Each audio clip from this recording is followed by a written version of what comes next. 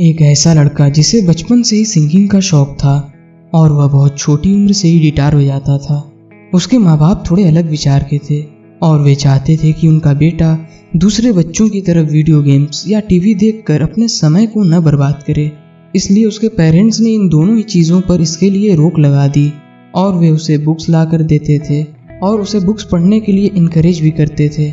इस बच्चे को स्कूल जाना बिल्कुल भी पसंद नहीं था क्योंकि यह बोलते और बात करने के वक्त हकलाता था, जिसकी वजह से स्कूल में बाकी बच्चे इसका बहुत मजाक उड़ाया करते थे और इसे इतना परेशान करते थे कि उसने स्कूल में बोलना और बात करना ही बंद कर दिया।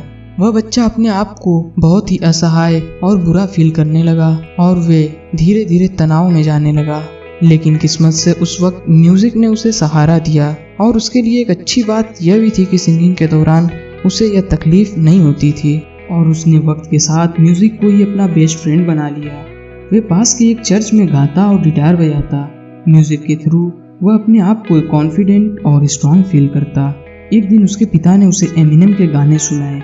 एमिनेम की रैप की स्पीड सुनकर वह काफ़ी हैरान हुआ।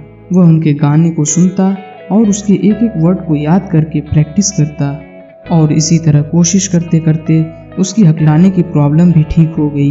जब वह 16 साल का हुआ तो उसने स्कूल को छोड़ने का फैसला किया ताकि वह अपने म्यूजिक करियर पे फोकस कर सके, म्यूजिक इंडस्ट्री में अपनी पहचान बना सके। लेकिन उसने जैसा सोचा वैसा नहीं हुआ और उसने बार्स में परफॉर्म करना शुरू किया। अपने इस स्ट्रगल के दौरान उसके पास रहने के लिए एक घर तक नहीं था, इसलिए वह रात को सड़क के किनारे लगे बेंच पर सोता था। इतना ही नहीं बल्कि कई बार तो उसे भूखे पेट भी सोना पड़ता क्योंकि उसके पास पैसों की कमी थी। ये सब कुछ 4 साल तक चला।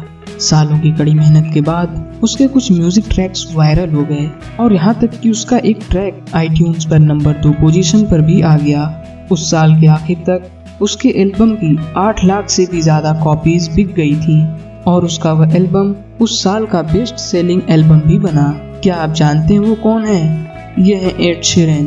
इन्होंने कई फेमस सिंगर्स और बैंड जैसे टेलर स्विफ्ट और वन डायरेक्शन के लिए गाने लिखे हैं। वे खुद एक कामयाब सिंगर, सॉन्ग राइटर और रिकॉर्ड प्रोड्यूसर भी हैं। उन्होंने 4 Grammy awards, 6 billboard music awards और 5 ब्रिट अवार्ड्स जीते हैं। वे दुनिया के बेस्ट सेलिंग म्यूजिक आर्टिस्टों में से एक हैं।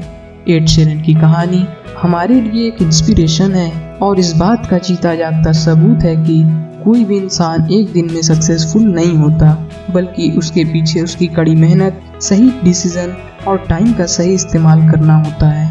फ्रेंड्स, आपने ये कहावत जरूर सुनी होगी, good things take time.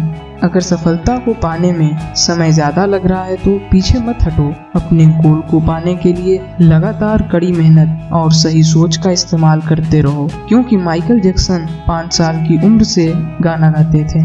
Lionel Messi 5 साल की उम्र से ही फुटबॉल खेलते थे। ये सभी लोगों ने सालों की कड़ी मेहनत और पेशेंस के बाद सक्सेस हासिल किया।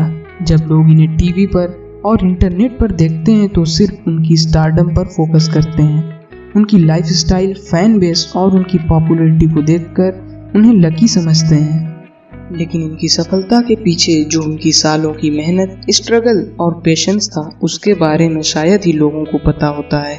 इसलिए फ्रेंड्स, जब आप आगे से किसी सक्सेसफुल इंसान को देखो तो उसके करेंट सिचुएशन और वह अभी क्या कर रहा है उस पर फोकस ना करो, बल्कि यह देखो और उससे सीखने की कोशिश करो कि वह इंसान यहाँ तक पहुँचने के लिए और इतनी बड़ी कामयाबी को हासिल करने के लिए वह कितने समय से और किस हद तक स्ट्रगल किया है। एक बात हमेशा याद रखना कि जिंदगी में कुछ भी फ्री नहीं है। और फिर से मैं एक बार दोहराता हूँ कि एक रात में आपकी सिचुएशन कभी नहीं बदल सकती जब तक कि आप उसके पीछे अपने स्ट्रगल और टाइम को नहीं दोगे। इसलिए अगर आप अपनी लाइफ में कुछ बेहतर पाना चाहते हो तो वैसे ही बेहतरीन मेहनत भी आपको करनी पड़ेगी। आप खुद से पूछो कि क्या आप अपनी कमजोरियों से लड़ते हो या उनसे भागते हो। कमेंट करके जरूर बताएं। फ्रेंड्स, मैं हूँ जमाल और यहाँ तक वीडियो देखने के लिए आपका बहुत बहुत शुक्रिया। अगर वीडियो अच्छी लगी हो तो लाइक करना न भूलें और वीडियो को ज़्यादा से ज़्यादा शेयर कर दें। मिलते हैं एक नई वीडियो के साथ, तब तक के लिए बाय बाय।